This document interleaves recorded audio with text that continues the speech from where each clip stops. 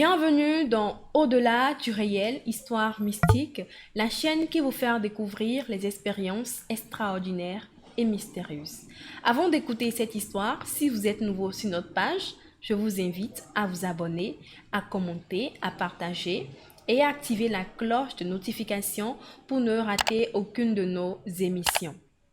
Si vous avez des histoires à partager, contactez le numéro affiché à l'écran et envoyez votre histoire par notre vocal WhatsApp et nous la diffuserons sur notre page pour en faire profiter le plus grand nombre.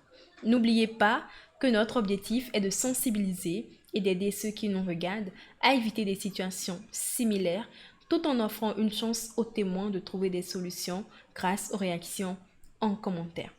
Écoutons donc ensemble ce témoignage stupéfiant.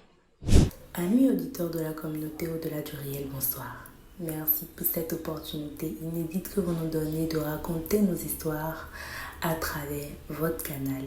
Je m'en vais ce soir vous raconter mon histoire. C'était un soir après le travail. J'étais rentrée toute fatiguée. J'ai décidé de me reposer dans le canapé de notre salle.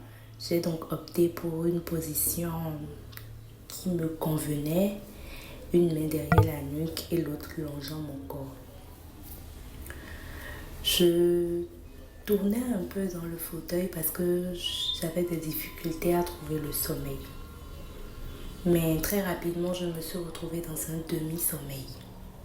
Bizarrement, j'ai vu défiler 2 fois de suite une entité bizarre tenant entre ses mains une épée.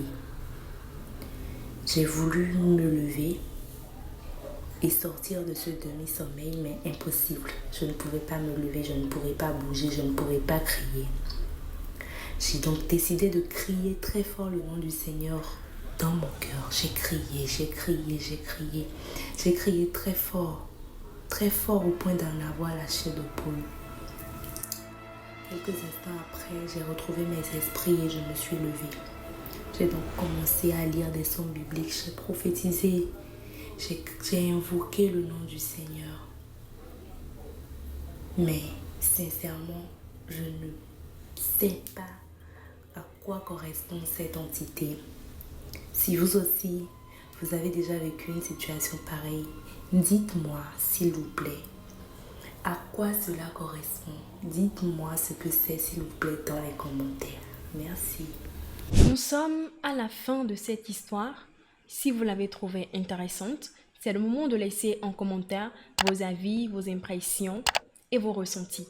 Tout comme la dame l'a demandé, elle attend patiemment vos conseils et vos solutions en commentaire. Surtout, n'oubliez pas de commenter et de partager. On se donne donc rendez-vous demain à 11h pour une nouvelle histoire. Ciao!